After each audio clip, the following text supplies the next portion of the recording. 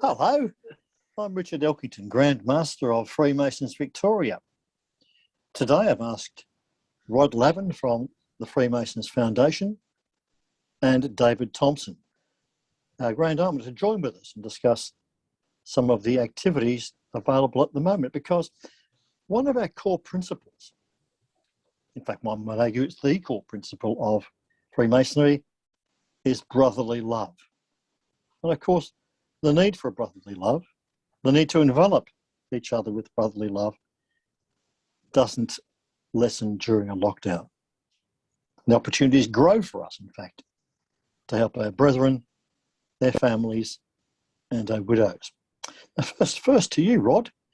No, there's no doubt that some members are doing it tough during COVID. Some are doing it very tough indeed. The lodges can help perhaps by opening up their benevolent accounts. But there might be assistance available from Freemasons Victoria, Freemasons Foundation Victoria. What can and cannot the foundation do? Richard, not only does the foundation support organisations and students via grants and education assistance, but we're also able to provide financial assistance to Freemasons or their dependents if they're in financial need or require financial assistance. So part of the process, of course, is to make sure that they're not being able to provide access through government or other agencies. But if there is that missing link and they need support from the foundation, we're absolutely there to help. And what sort of assistance can the foundation provide? It's financial, Richard. So the process is really easy. That all a brother would have to do is, the easiest way is just to log on to our website. So that's, I'll say it now, and hopefully Ash can show it to everyone and we circulate it through the newsletters, but www.freemasonsfoundation.org. It's really simple, and there's a link on there that says financial assistance. The second option is to ring directly Neil Cripps, who's the executive officer of the foundation. I'll give the number now, and people might want to write it down: 0498 002 893, or they can simply email neil@freemasonsfoundation.org. Now, it doesn't need to be discussed in lodge either. This stuff can be private and confidential. We are here to help, certainly not to embarrass anyone at all. Just speak to your worshipful master or to the lodge secretary or the almoner. What's the sort of turnaround time within the foundation to manage this? I will do it as quick as we practically can. I mean, we're there to help the brethren. Now, obviously, some members are probably going to be too embarrassed. They've got their pride and they don't want to see that diminished. Some might be embarrassed to say, brother, can you lend me a hand? What advice do you have for anybody in that position? Simply try not to be embarrassed. That's what we're there for. This foundation was initially established in 1889. It was set up by Freemasons for Freemasons and the community of Victoria. So please don't be embarrassed. Please just speak to your worshipful master, your almoner, or your lodge secretary, or simply jump on the phone and ring one of us. Please don't be shy. We're there to help. And what sort of volumes of applications have you had? We went into COVID lockdown in March last year. Have you actually been flooded with applications for financial assistance? No, we haven't, most worshipful Grand Master, because there has been a lot of government support. There is a lot of agencies out there, but what we try to do, and generally, is fill the gaps, fill the cracks, and we are there. But look, there has been a steady stream of people who need support, and I just put that call out there for anyone. If they're aware of a brother that's in trouble, contact them, tap them on the shoulder and say, do you need a hand up, brother? Thanks very much, Rod, for that very useful and helpful information from an organisation that's doing some great work. Let's now turn to our Grand Almoner, David. I think, as we've probably all recognised, stress levels are very high. Many people and many of our members are under a lot of pressure. What type of work are you, the district almoners and the lodge almoners, doing at the moment? We're doing a number of things, Richard. Firstly, I'm putting messages of support and encouragement on the Almoners Facebook page, and that will continue throughout, particularly during the time of lockdown. But Almoners have all been reminded that when help is needed with counselling, they can advise brethren to contact me for a referral for qualified psychiatric support. And then, of course, we are encouraging our almoners to undertake a course in mental health first aid so that they can recognise the signs when they see them. And then finally, we're encouraging brethren to look out for each other using the "Are you okay?" message. It's a great way to invite any brother or family member to share their concerns. David, we're very fortunate to have the services of Brother Dr. Ted Stevens, a psychologist, available for members at no charge, members and their families, if they would like to confidentially talk things through.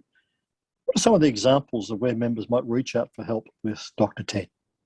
Well, firstly, can I say what wonderful support this is and how much I'm sure it's been appreciated in the past. But I'm thinking of the support that's available when either a brother or a family member has been overwhelmed by events such as bereavement, job loss, physical illness, or depression. Thank you, David.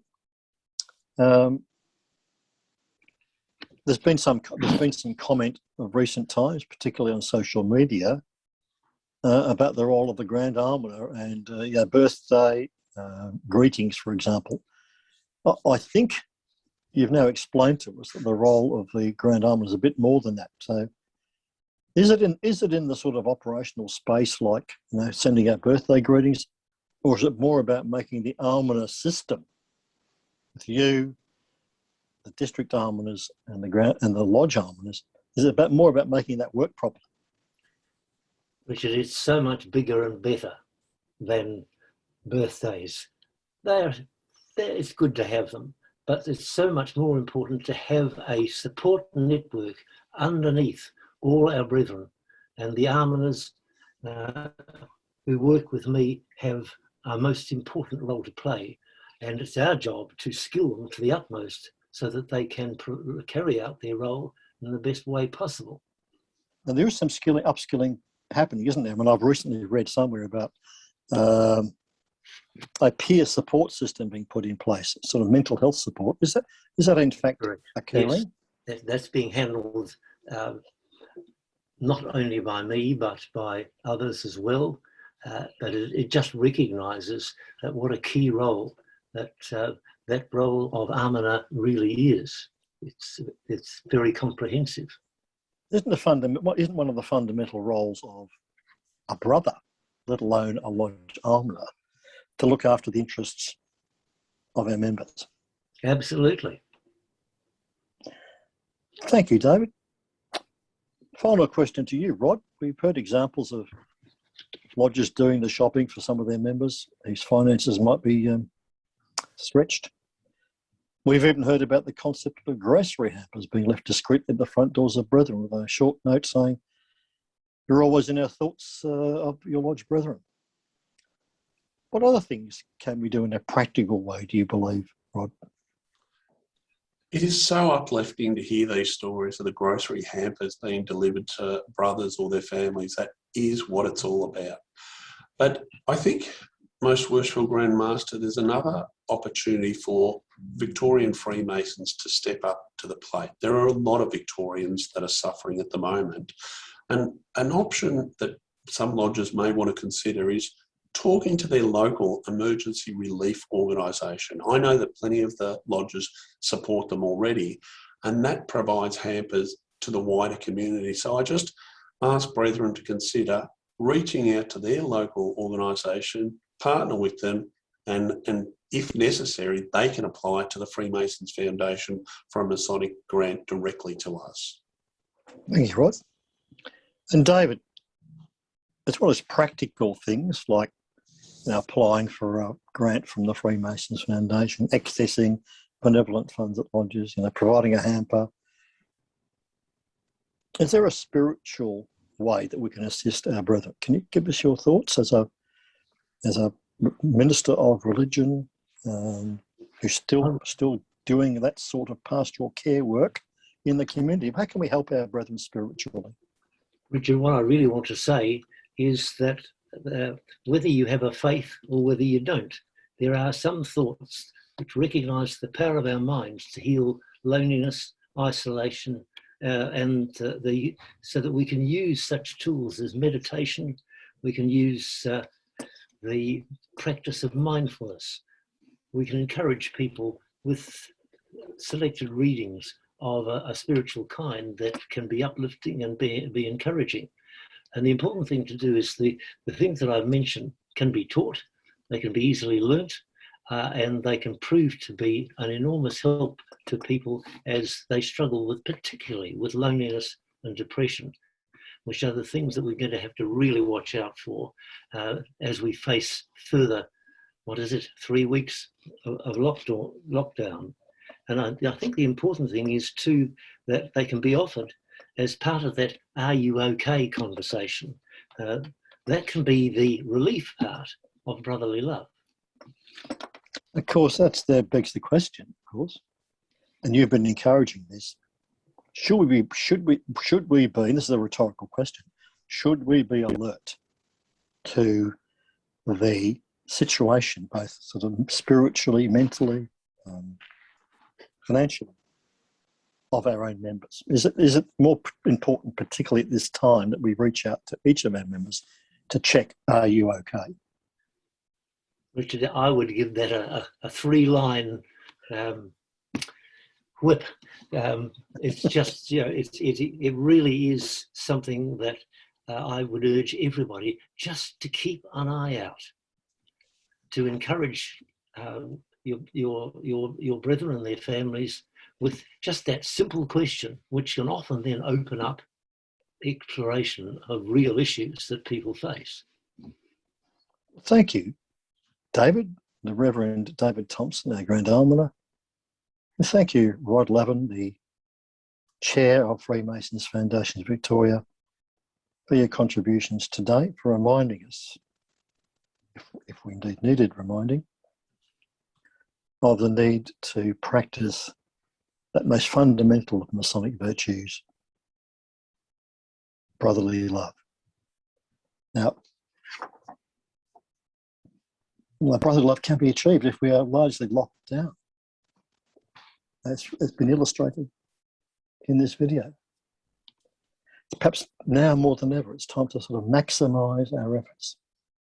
So I'd encourage all lodges, if you haven't done so already, of course, to do welfare checks on their members, their families, and of course, especially widows. I'm Richard Elkington. Bye for now.